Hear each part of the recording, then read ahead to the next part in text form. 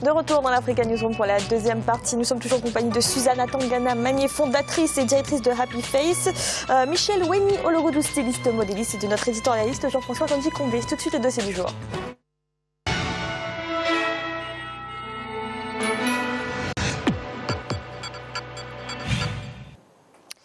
Le bogolan trouve son origine au Mali. Le mot signifie en langue bambara la technique de l'argile.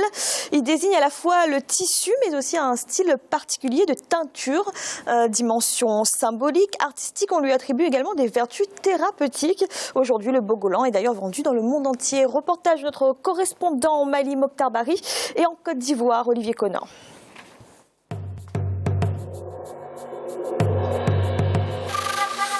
Le bogolan est à la fois un tissu, un style particulier de teinture qui tire son origine dans l'art traditionnel au Mali. Il connaît aujourd'hui un succès grâce à des couturiers de renom comme Feu Chris Seydou qui l'ont imposé sur la scène internationale à travers leur création. Répandu dans les pays d'Afrique de l'Ouest, le bogolan est prisé des touristes. À l'instar de nombreux autres objets d'art africains, il renferme une dimension symbolique. Outre son utilisation en tant que textile, on lui attribue aussi des vertus thérapeutiques. Le vocable bogolan vient du mot bogo qui signifie argile, terre et lan, l'action de mettre. C'est littéralement un habit imbibé d'argile, un habit de la terre. Les techniques de sa fabrication se transmettent de père en fils. Comment est fabriqué le bogolan? Quelles sont les difficultés des teinturiers? Comment est commercialisé le bogolan? Comment en tirer de grands revenus pour les artisans?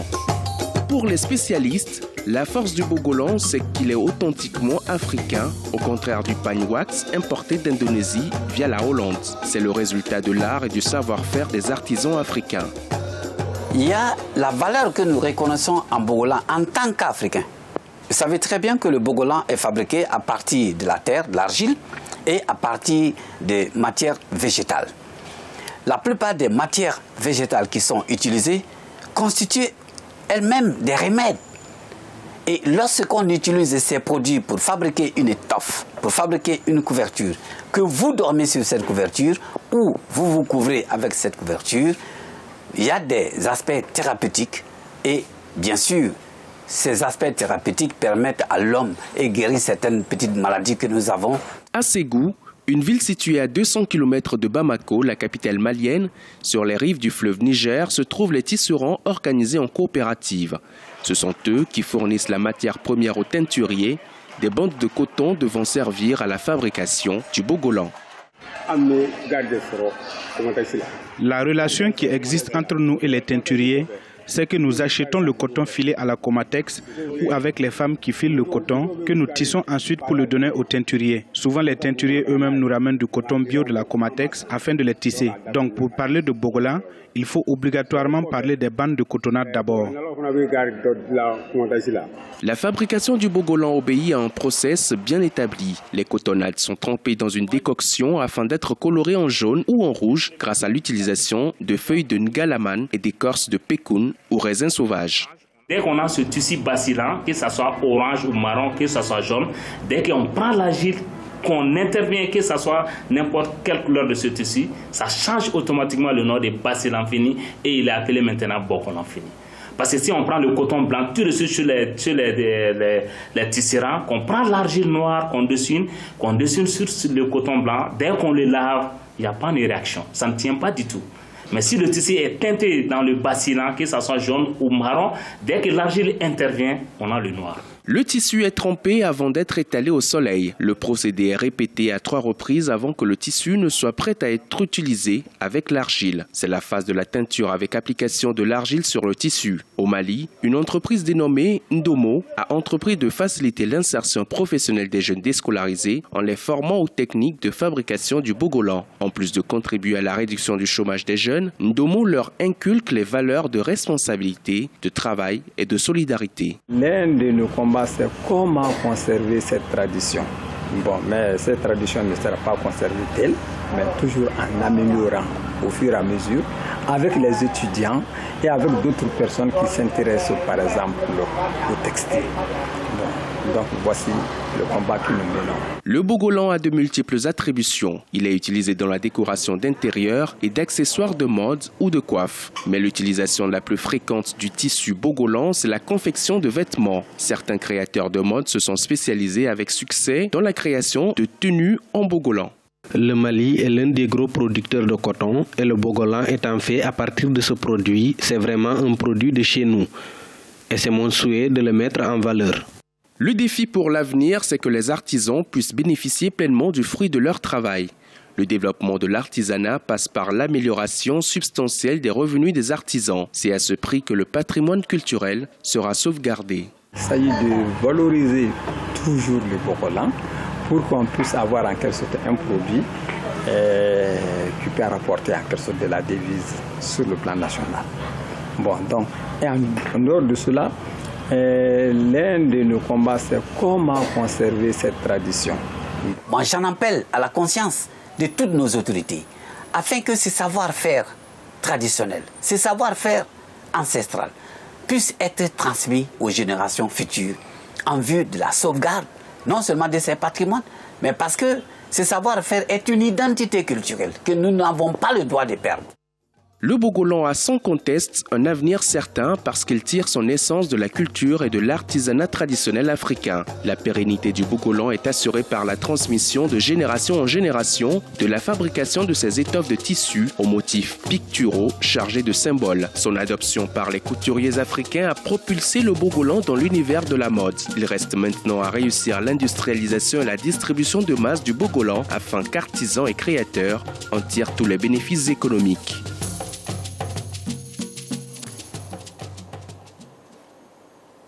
Michel Wenio-Logodou, pouvez-vous nous expliquer pour qu'on comprenne bien quelle est la particularité, quelles sont les particularités du bogolan?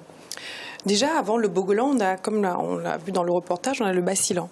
C'est une toile de coton végétal, donc c'est vraiment du vrai coton pur, bio, qui était teint avec des feuilles médicinales en fait, d'où les vertus thérapeutiques que l'on attribue au bogolan. L'histoire en fait veut que, le bassilan c'était une étole qui était destinée aux chefs, aux rois, aux personnes notables dans le temps. Et l'histoire veut que un jour, un chef soit tombé dans une mare et son bassilan a été taché par justement cette argile au fin fond de la mare. Et donc ces taches, finalement, une fois que le vêtement a séché, ces taches ont plu aux femmes, ont plu à tout le monde. Et c'est comme ça que l'histoire dit qu'est né le bogolan. Donc c'est une très belle histoire. C'est un bon début. Le bogolan, la particularité, c'est que il faut tout est naturel. La matière première est naturelle. Le bogolan ne peut pas se faire avec une fibre de coton, je dirais, synthétique. C'est impossible. La teinture ne prendra pas.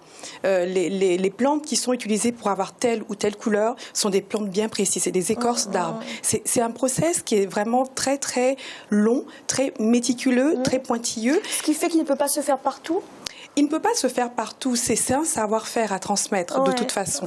Maintenant, aujourd'hui, en 2017, les différents processus du bogolan, je suis désolée de le dire parce que je travaille dans l'industrie textile, on est capable de faire la même chose de façon industrielle. Après, il faut une certaine volonté, un certain investissement, pour parler clairement. Mais selon moi, il faut aujourd'hui garder les deux parallèles. À la fois ce savoir-faire traditionnel pour renforcer le patrimoine culturel d'un pays ou de différents pays qui l'utilisent ou qui ont eu la même histoire. Et d'un autre côté, répondre à un besoin des jeunes aujourd'hui aussi de connaître le tissu de chez eux et de promouvoir aussi à l'extérieur de notre continent cette technique-là, ce bogolan-là. Suzanne Atangana Mani, alors justement, comment la fabrication du bogolan, sa confection peut-elle évoluer pour être commercialisée à grande échelle? Alors, l'internationalisation du bogolan a déjà commencé, notamment par le défunt créateur Chris Seydou et par Souleymane Coulibaly, qui a été prix de l'innovation de l'ONU en 2009, je crois. Et c'est eux qui ont contribué véritablement à faire connaître le bogolan au niveau international. Donc, en ce sens, on connaît le bogolan déjà hors d'Afrique. Maintenant, les techniques de fabrication restent tout de même très ancestrales, enfin très artisanales aujourd'hui.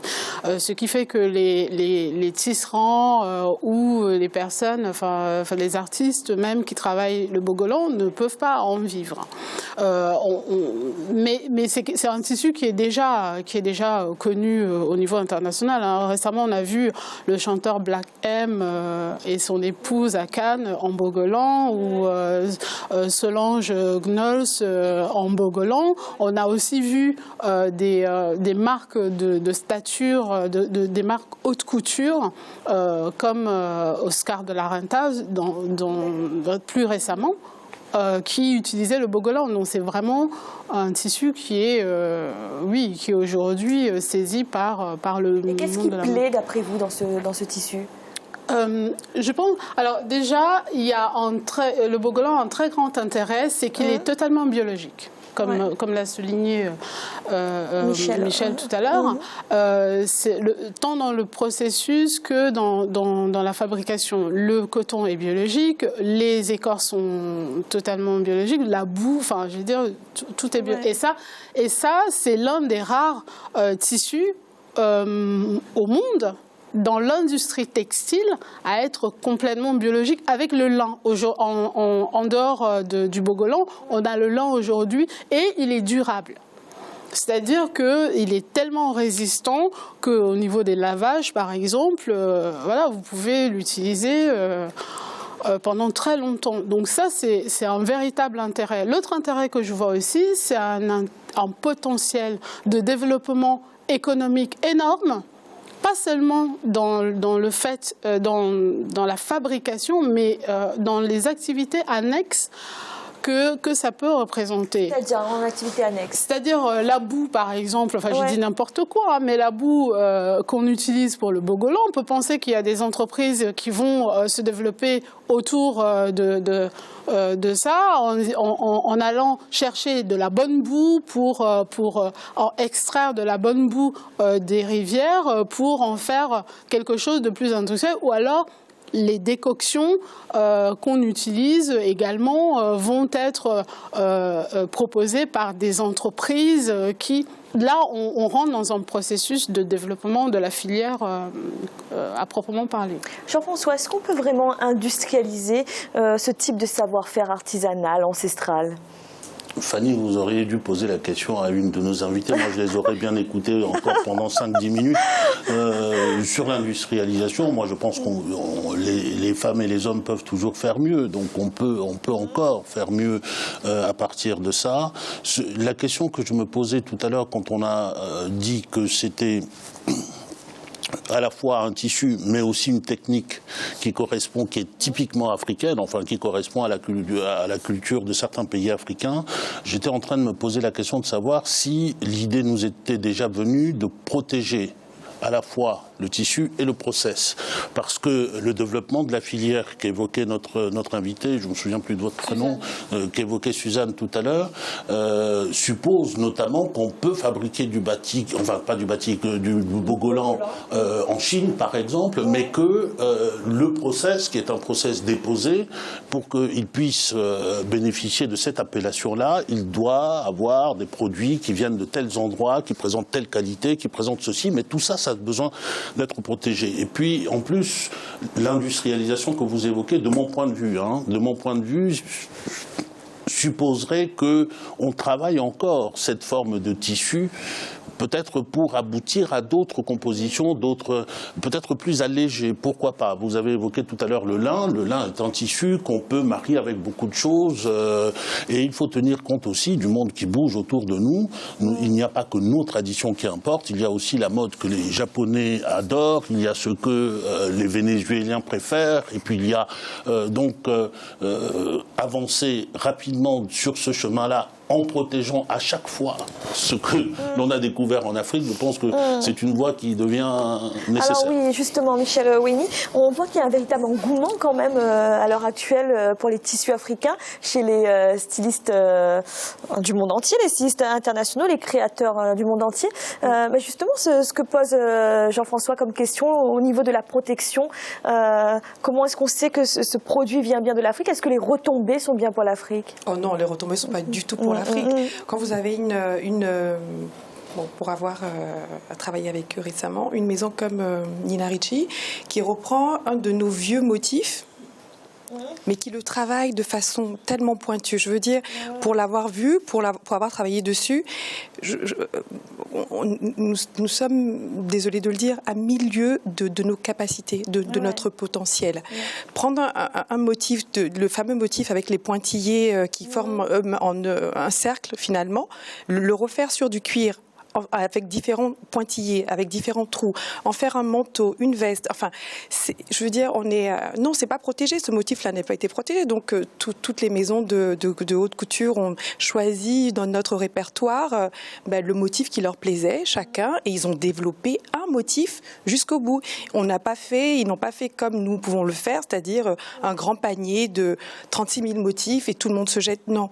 Focalisé, on choisit un motif bien précis, on le travaille jusqu'au bout avec toutes les possibilités de support que cela suppose, que cela s'adresse à des jeunes, enfin à chaque tranche d'âge, chacun peut retrouver dans un vestiaire avec un seul motif toute sa garde-robe. C'est une autre dimension. Non, je crois que... Suzanne, vous êtes d'accord, la notion de protection, c'est important? C'est très important. C'est même l'un des enjeux les plus importants de la mode africaine aujourd'hui. C'est que tout le travail qui est fait et par ces artisans et par les créateurs que nous, par exemple, nous distribuons sur la plateforme, ont un gros problème de protection parce qu'au niveau africain, évidemment, il y a un manque sur ces questions-là. Personne ne se préoccupe de savoir si le travail des créateurs peut être protégé et comment il peut l'être. Ça suppose aussi qu'on a une organisation au niveau africain qui s'occupe de ces questions-là. Tout se passe en réalité comme si on pensait que la mode n'est pas une industrie en Afrique. Or, si, ça l'est. C'est même l'une des industries potentiellement aujourd'hui vectrices de développement. Aujourd'hui, dans le monde, en France, par exemple, en 2016, la mode se plaçait comme l'une des industries les plus rentables devant l'aéronautique. Donc, qu'on ne vienne pas nous dire qu'il y a une question d'investissement de nos institutions sur cette question-là. Je vais juste rebondir sur ce que disait monsieur sur les motifs qui peuvent passer des motifs traditionnels aux motifs contemporains. C'est une vraie question. Parce qu'on doit s'adapter au marché auquel on s'adresse. Le marché régional, le marché malien n'est pas le même que le marché régional, qui n'est pas le même que le marché international. Ça suppose aussi des formations. En designer textile, ce sont des métiers qu'on doit pouvoir développer. Merci. Et tout de suite, un rappel des titres qui ont été développés en début de cette émission. En Afrique du Sud, alors que le Congrès national africain est divisé par une guerre de succession, le président Jacob Zuma n'exclut pas l'idée de voir une femme prendre les rênes de l'ANC. Une déclaration qui intervient alors que son ex-femme Nkosazana Dlamini-Zuma a reçu le soutien de la puissante Ligue des femmes de l'ANC, estimant que l'heure était arrivée pour qu'une femme devienne présidente du mouvement. Et le Maroc a décidé d'interdire la commercialisation et la confection de la burqa à voile intégrale dans tout le pays. Les autorités avancent des raisons de sécurité. Dès lundi, des agents du ministère de l'Intérieur ont mené des campagnes de sensibilisation auprès des commerçants. Nous allons marquer une nouvelle pause d'instant, la troisième partie de l'Africa Newsroom.